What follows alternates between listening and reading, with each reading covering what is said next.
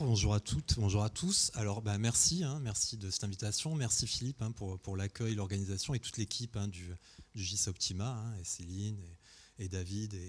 Et félicitations aux étudiants parce que les vidéos sont très très bien faites, à la fois sur le fond et sur la forme. Je pense qu'on pourrait les utiliser comme entame de cours, les capsules vidéo. Si on peut les réutiliser, je pense que ce serait très bien. Alors je ne vais pas vous parler une demi-heure, parce que j'ai l'habitude de faire des synthèses et j'ai l'habitude et c'est un peu un des privilèges de cette expérience et de l'apprentissage, c'est qu'à chaque fois David me demande de faire une synthèse et donc je prépare cette synthèse. Donc là, je me suis tapé 14 communications à lire, à synthétiser, et c'est pas évident parce qu'elles sont très différentes et à la fois elles se recoupent énormément. Et donc je prépare, et l'idée c'est quoi? C'est de faire le lien entre la théorie, la littérature et puis les praticiens. Puisque c'est les buts des EIT, c'est vraiment de se nourrir, d'échanger, de montrer que finalement nos travaux peuvent avoir un impact, mais que aussi vos problématiques nous enrichissent et nous permettent de faire des recherches. Voilà. Donc je prépare, et puis je vais pour d'habitude commencer, et puis là je reçois un petit mot, alors à l'époque c'était parce que ça date, un post-it, c'était vieux, et puis maintenant c'est sur le téléphone, disant mais en fait tu as 2 minutes. Voilà. Donc des heures de travail pour 2 minutes. Donc là, 30 minutes, autant vous dire que je n'avais pas préparé pour 30 minutes. Mais même, je vais encore plus raccourcir sur le thème. Alors, il y avait 4 tables rondes, et il y avait des thématiques qui étaient sur la participation citoyenne, sur la résilience, sur l'innovation. Et je n'ai pas repris cet ordre chronologique sur la gouvernance.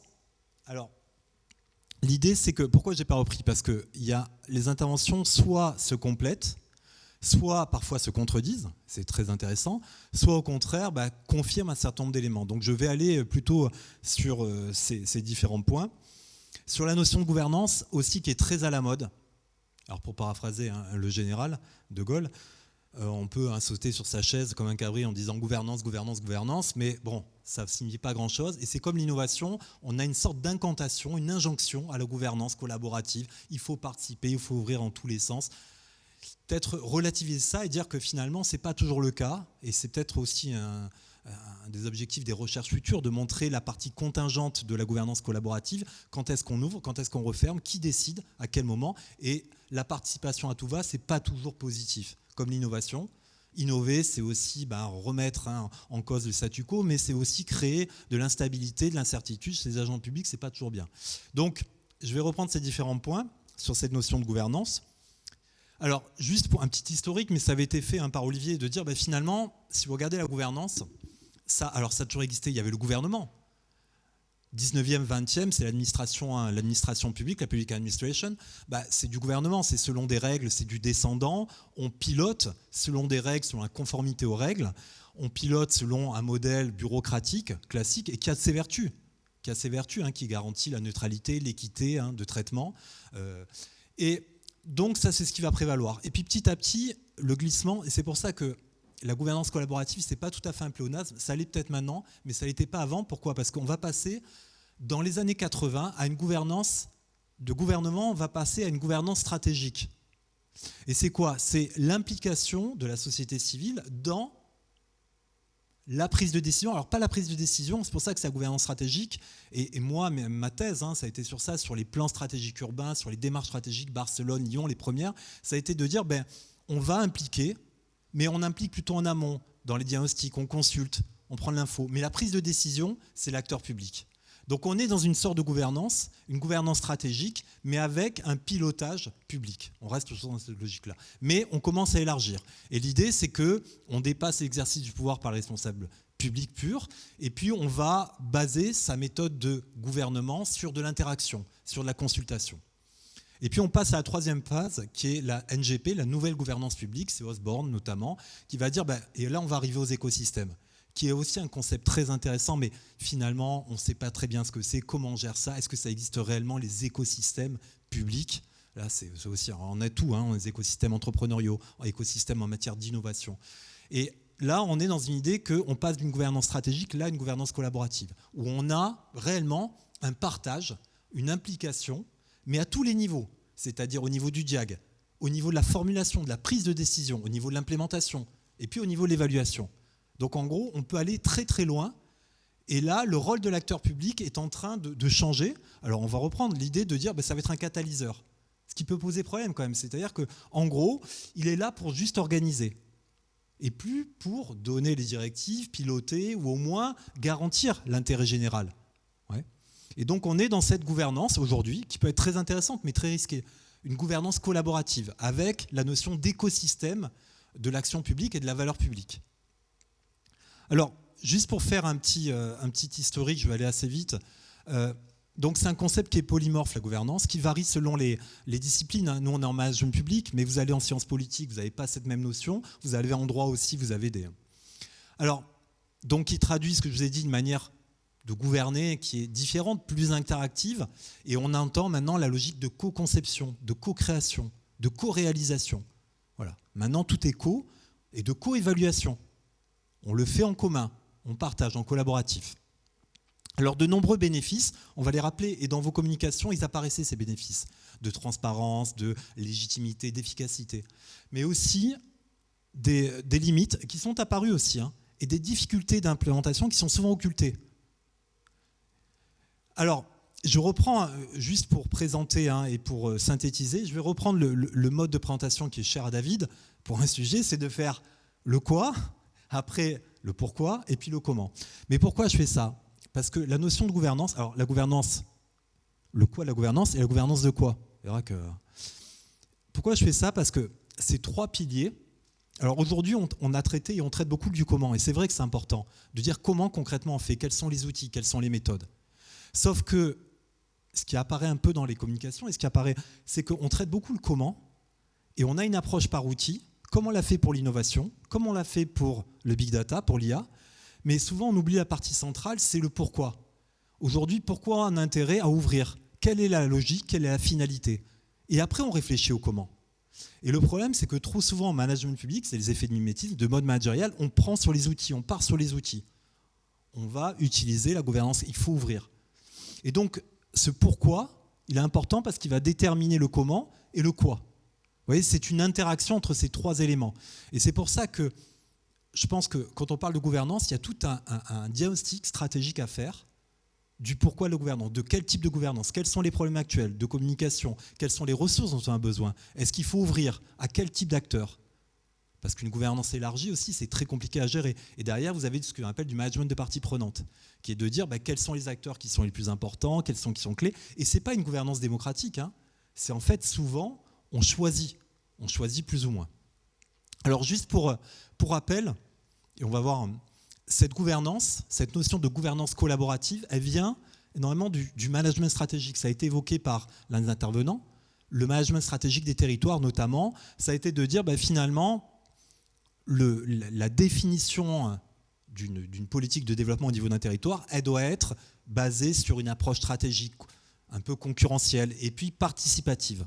C'est plus que avant de parler de collaboration, on parlait de participation, approche participative. Et c'est toutes les grandes démarches stratégiques que l'on a vues d'abord aux États-Unis, puis après en Europe, à travers Barcelone, qui a été le fer de lance, et de dire, et aussi les démarches prospectives de territoires comme Lyon, avec Lyon 2010, puis après 2020, ils ont fait 2030, où l'idée c'est que l'on va ouvrir et on s'appuie sur des modes d'action collaboratifs.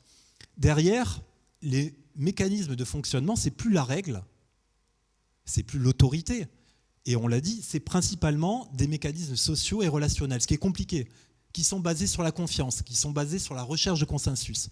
Et on va voir que c'est compliqué parce que c'est compliqué à mettre en œuvre quand vous avez une diversité d'acteurs, de visions. Quand vous avez des acteurs qui doutent les uns des autres, c'est compliqué et c'est coûteux, ça prend du temps, la recherche de consensus, la gestion du consensus. Et donc, cette idée aussi, ce principe, et on l'a vu, c'est qu'aujourd'hui, les politiques publiques, elles résultent d'un phénomène d'apprentissage mutuel. Voilà. L'acteur public n'a plus les moyens, mais ça, et c'est le sujet, c'est sur les politiques publiques complexes. Les enjeux sont devenus tellement complexes en matière de transition numérique, transition environnementale, qu'aucun acteur public ne dispose des ressources, des compétences, des connaissances pour traiter ces enjeux. Donc on est obligé de collaborer. Comme pour les entreprises et les alliances, c'est une contrainte. Quand on vous dit des alliances stratégiques, on parlait des alliances dans le transport aérien, des grandes alliances commerciales, c'est une logique en fait de contrainte. Parce qu'un acteur privé, il n'a pas intérêt à coopérer avec un autre. Ils le font parce qu'ils sont obligés de le faire. Là, aujourd'hui, on a besoin d'une multiplicité de ressources de compétences pour finalement résoudre ces problèmes. Et donc est apparu cet élément-là. Et l'idée, c'est de dire qu'aujourd'hui, l'intelligence, elle est collective, elle est partagée. Elle n'est pas liée à une agence d'urbanisme, elle n'est pas liée à un expert, comme c'était le cas avant. Elle est liée à une multitude d'acteurs et d'expériences. Et donc, on va réfléchir là-dessus. Et donc, on met en place ces systèmes de gouvernance, de participation. On innove là, hein. On travaille sur les laboratoires d'innovation publique où on inclut les usagers, un tas d'acteurs pour enrichir le processus. Alors, juste dans cette approche, on voit que très tôt, s'est posé la question du rôle du manager public, qui n'est plus l'expert, qui n'est plus le décideur, mais qui va accompagner. Et on voit apparaître, et c'est apparu dans vos communications, le rôle de l'acteur public, c'est quoi? Un rôle de catalyseur, c'est un rôle d'ambassadeur, leadership collaboratif et médiateur. Et on l'a vu avec aussi David sur un certain nombre de projets, vous avez à la fois le rôle du leadership politique, qui est légitime, et le rôle du leadership administratif, qui est plus un leadership technique de gestion de ces interactions. Mais le rôle évolue, avec tous les problèmes que ça a. Parce que quand vous dites à un acteur public que maintenant il doit se situer en périphérie, c'est un chef d'orchestre, ouais, c'est un peu compliqué effectivement. C'est-à-dire qu'il perd une certaine zone de pouvoir, de décision, et on verra le risque aussi, c'est qu'il y a un détournement de cet intérêt général éventuellement, puisqu'il n'est plus aux commandes. Il est là pour orchestrer les interactions et la gouvernance. Donc là, l'idée, c'est en gros, d'avoir, alors tous les avantages, vous les avez, efficacité, efficience, on va les retrouver. Alors je reviens au quoi de la gouvernance.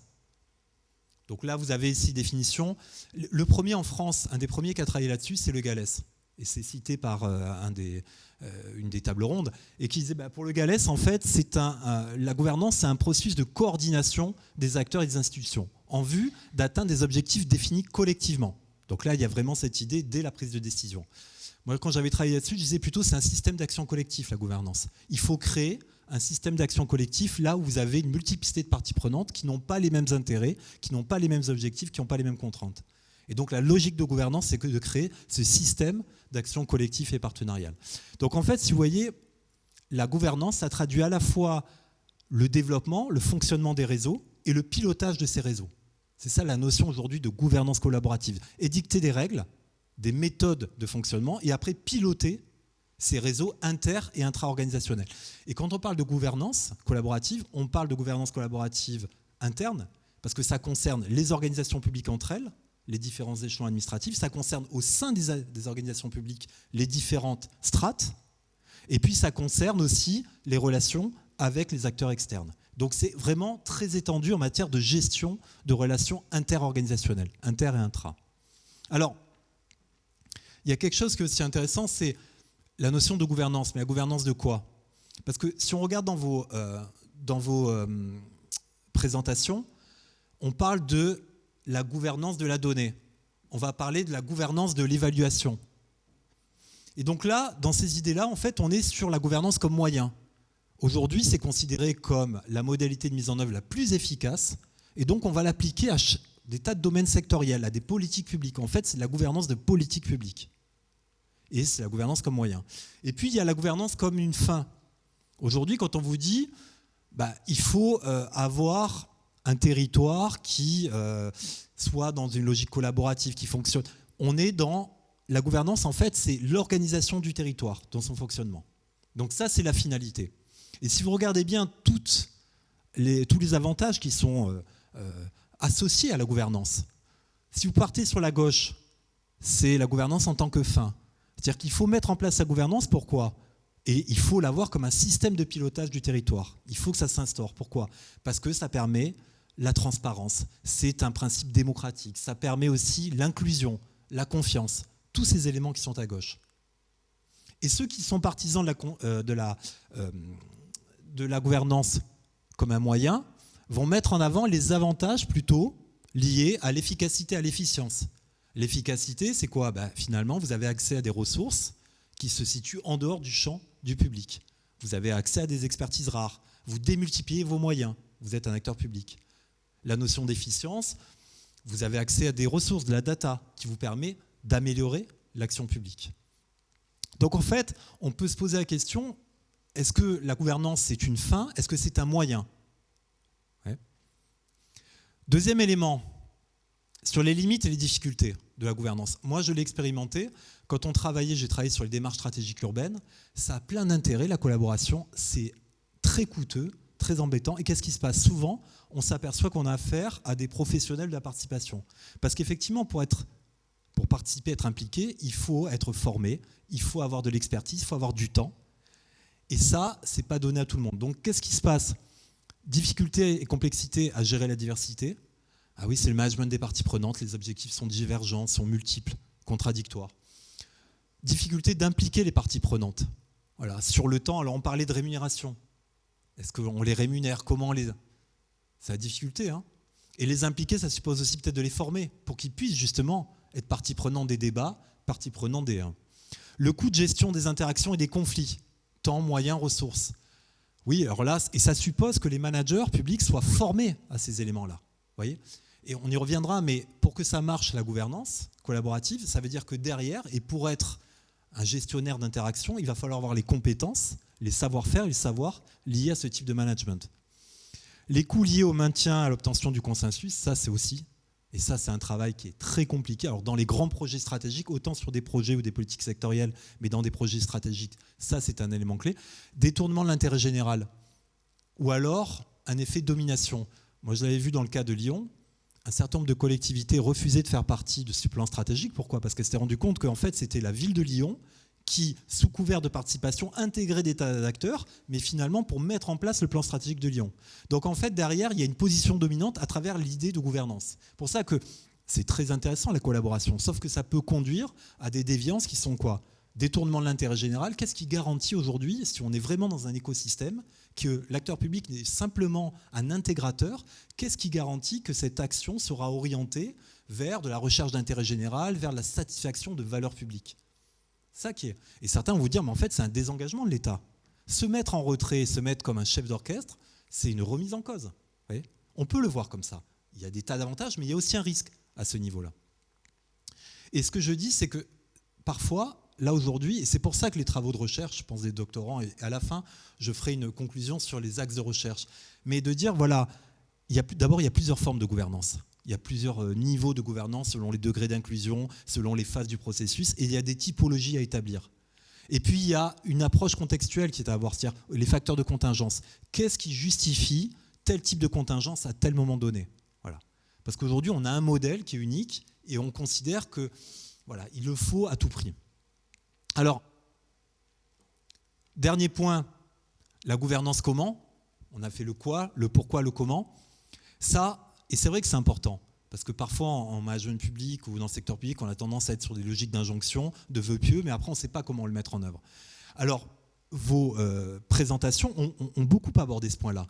Il y a beaucoup de choses sur le comment. On a vu des outils qui sont sur les accords cadres, sur les chartes de participation, sur les pactes, les intranets, même les plateformes, qui sont des outils en fait, hein, de gouvernance, de participation, de collecte de données, de diffusion, de mise en situation. Il y a des serious games, vous en avez parlé aussi, il y a plein de méthodes, il y a des méthodes créatives aussi, du design thinking. Donc il y a énormément d'outils qui existent aujourd'hui. Alors après, c'est très éparpillé. Mais voyez le risque, moi, un travail sur l'INO, vous partez sur l'outil sans savoir pourquoi l'utiliser. Donc c'est aussi pour ça qu'il y a une réflexion à avoir en amont sur quel type de gouvernance et pourquoi. Deuxièmement, l'existence d'une vision partagée, d'une vision stratégique. Et ça, c'est ça qui garantit.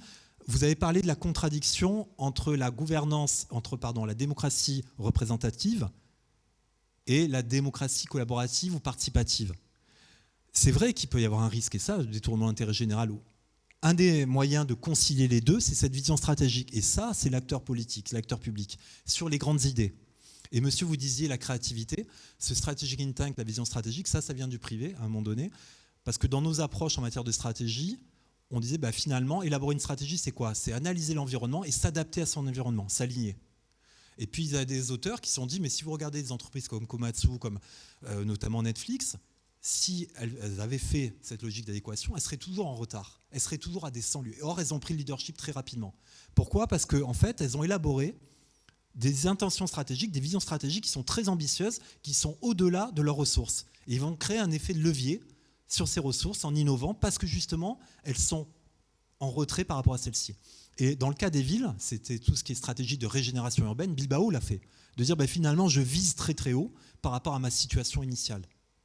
Et donc cette idée, c'est que la vision stratégique, ça peut être un garant justement de la conciliation des intérêts, du risque de limiter le risque de détournement et de concilier ces deux exigences de participation et de représentativité, parce que c'est aussi important. L'importance de la donnée et des outils numériques collaboratifs, on en a parlé, là c'est la data au service de la gouvernance. On a eu des interventions sur la gouvernance de la data, ouais, mais là c'est la data au service de la gouvernance. Et c'est vrai qu'il va falloir l'incorporer et l'intégrer là-dedans. Et donner du sens à la donnée, c'est de dire mais comment ça peut favoriser davantage de collaboration entre les acteurs. L'importance de la formation des agents publics dans le comment. Ça veut dire que les managers, les futurs managers, que vous êtes peut-être, je parle aux étudiants, parce que tout le monde ne va pas faire une thèse et être prof, vont devoir intégrer des outils, des méthodes, des principes de gestion liés au collaboratif. Et donc ça suppose un certain nombre de compétences, de savoir-faire et de caractéristiques. Et dans le recrutement aussi, ça va compter pour les collectivités locales. Savoir, finalement, avoir ces profils au sein de leurs équipes. Le choix d'un mode de gouvernance adapté, ça aussi, c'est pour ça, je pense qu'il y a pas mal de recherches sur la contingence. Quand est-ce qu'on doit ouvrir ? Vous voyez, quand je travaillais sur Barcelone, ils avaient fait, l'idée c'était un plan stratégique participatif, sauf que quand on regardait, c'était un effet accordéon. Ils ouvraient à certaines périodes, notamment sur le DIAG. Sur certaines parties du DIAG, ils refermaient, c'est-à-dire ils resserraient aux autorités publiques. La partie décisionnelle, les grands axes, c'était eux. Et après, par contre, sur l'implémentation, là, ils ouvraient. Donc en fait, c'est des cycles. Selon la période, selon le temps. Ouais. Je travaillais sur Charleroi aussi, pas très loin. Eux, au contraire, au départ, ils ne pouvaient pas ouvrir. Il y avait une crise politique. Donc la gouvernance, c'était pas possible. Par contre, après, ça s'est fait. Donc il y a aussi l'état des territoires, à un moment donné, qui va favoriser ou non ce type. Et là, je pense qu'il y a pas mal de choses à faire en matière de recherche. Et la nécessité, ce qui a été dit aussi, je pense que l'élément clé, la gouvernance est un moyen, effectivement, et derrière, il doit y avoir une stratégie, une vision stratégique. Le projet de territoire, le plan stratégique, élément clé. C'est ce qui va déterminer aussi la gouvernance à ce niveau-là. Alors, je conclus sur les axes de recherche qui peuvent être intéressants, et pour nous, à la fois pour nous et pour les praticiens. On a parlé d'écosystème, c'est très à la mode l'écosystème.